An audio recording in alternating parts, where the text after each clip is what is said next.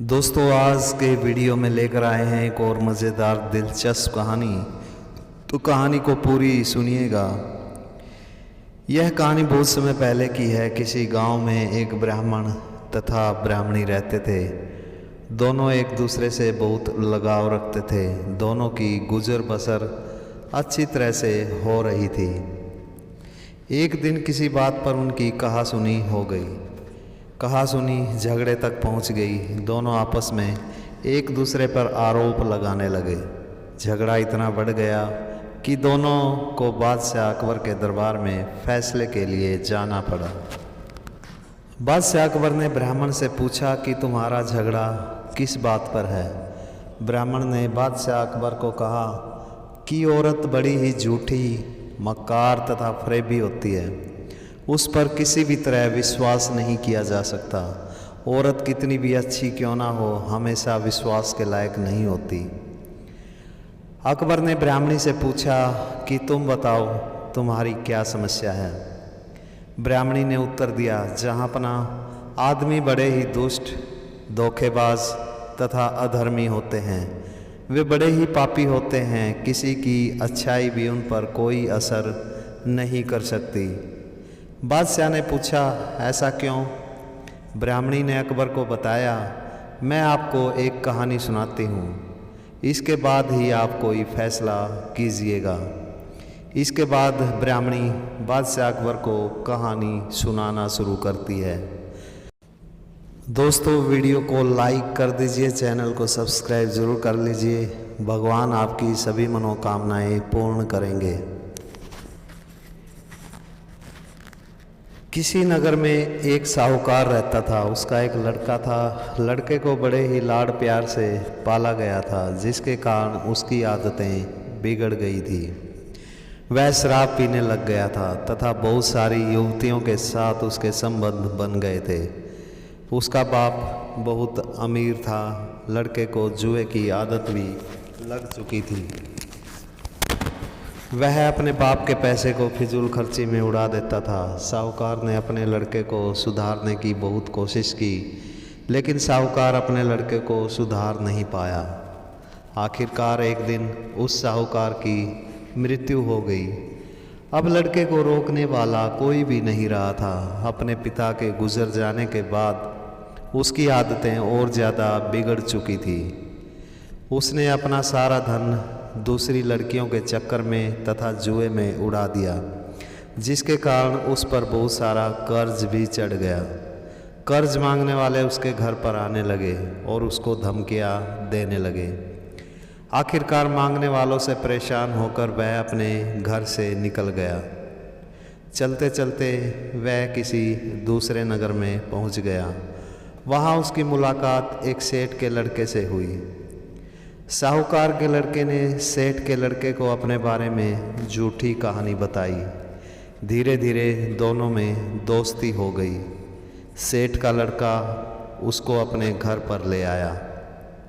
सेठ ने उसकी झूठी कहानी पर विश्वास करके साहूकार के लड़के को अपने यहाँ पर दुकान पर नौकरी पर रख लिया।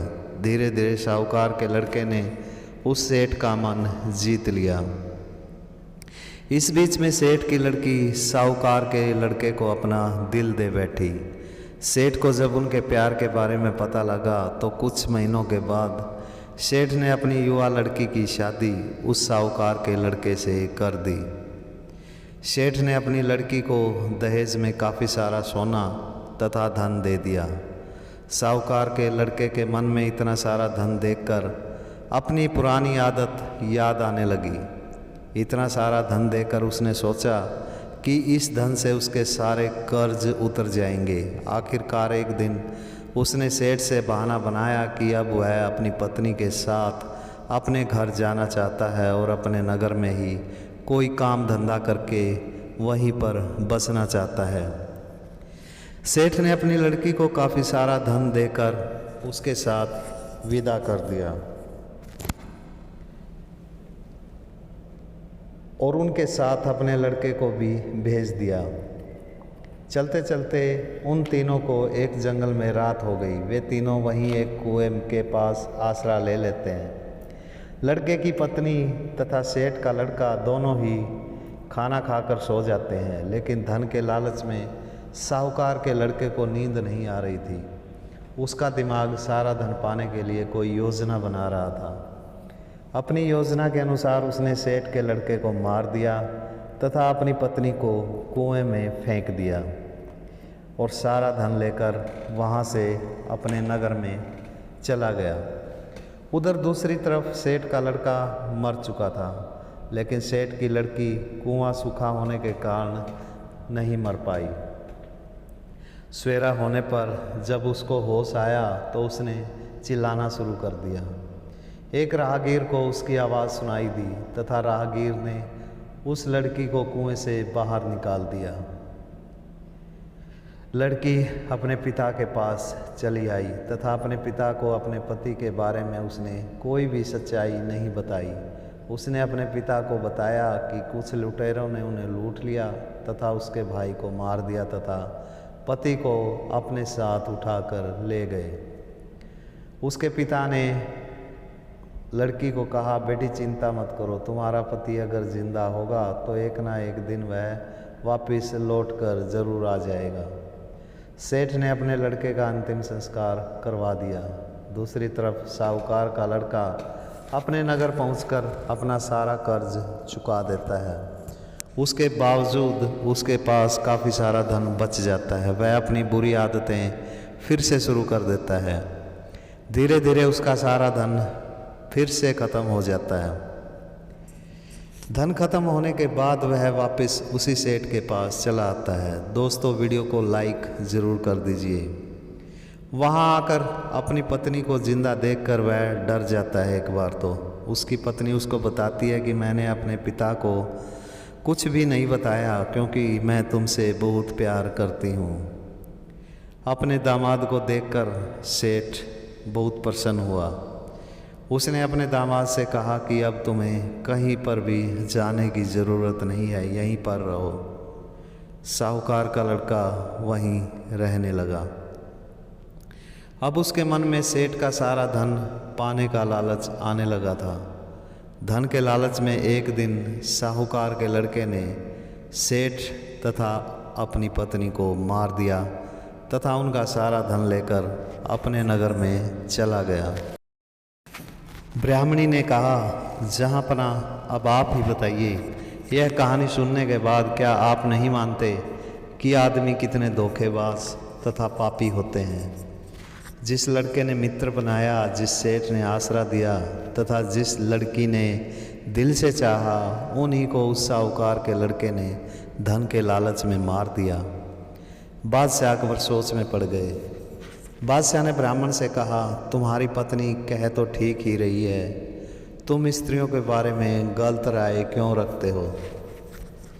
ब्राह्मण ने उत्तर दिया, जहाँपना ऐसी बात नहीं है, मैं भी आपको एक कहानी सुनाता हूँ। और ब्राह्मण की कहानी कुछ इस तरह से थी। किसी नगर में देवदत्त नाम का एक युवा व्यापारी रहता था। उसकी पत्नी बहुत सुंदर तथा सुशील तथा यौवन से भरपूर थी। अगर कोई उसको एक बार देख ले तो देखता ही रह जाए।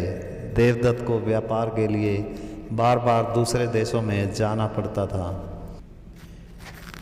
जहाँ पर उसको कई कई महीने लग जाया करते थे। उसकी पत्नी बड़ी बेताबी से उसका इंतज़ार किया करती थी। वह अपने पति को बहुत प्यार करती थी। देवदत्त भी अपनी पत्नी को बहुत प्यार करता था। एक बार देवदत्त व्यापार करने के लिए काफ़ी दूर दूसरे प्रदेश को चला गया, जिसके कारण वह 7-8 महीने घर नहीं आ पाया। इस बीच में उसकी पत्नी को अकेलापन महसूस होने लगा। एक दिन उसने अपनी गली में एक युवक को देखा। उस युवक को देखकर उसकी काम वासना जागृत हो गई। उसने जल्दी ही अपनी सहेली के द्वारा पता लगा लिया कि वह युवक कौन था। उसने अपनी सहेली के हाथों एक संदेश उस युवक के पास पहुंचाया। वह उस युवक को अपनी सहेली के घर पर मिलने लगी। धीरे धीरे वह उस युवक को शीशे में उतार लेती है और उससे अपनी काम वासना की पूर्ति करवाने लगती है। यह सिलसिला कई महीनों तक चलता रहता है। जब भी उसका जी करता वह युवक को अपनी सहेली के घर बुला लेती और जी भरकर काम क्रीड़ा करती, और तब तक उसकी सहेली घर से बाहर ही रहती थी। एक दिन उसका पति देवदत्त वापस लौट आया। यह देखकर उसकी पत्नी परेशान हो गई, क्योंकि उसके दिल में वह युवक अब पूरी तरह से बस चुका था तथा उसे अपने पति देवदत्त से अब कोई खास लगाव नहीं रह गया था। अब वह अपने पति को नापसंद करने लगी थी। अपने पति के वापस आ जाने के कारण वह युवक से कई दिनों तक नहीं मिल पाई। 2 महीने के बाद देवदत्त दोबारा व्यापार के लिए परदेश चला गया। पति के परदेश चले जाने के बाद एक रात को वह अपनी सहेली के घर चली गई। वहाँ जाकर उसने देखा कि वह युवक और उसकी सहेली दोनों संभोगरत है। यह देखकर उसके तन बदन में आग लग गई। वह बगैर कुछ कहे वापस लौट आई। उस युवक की बेवफाई तथा अपनी सहेली के धोखा देने के कारण उसके तन बदन में आग लग चुकी थी।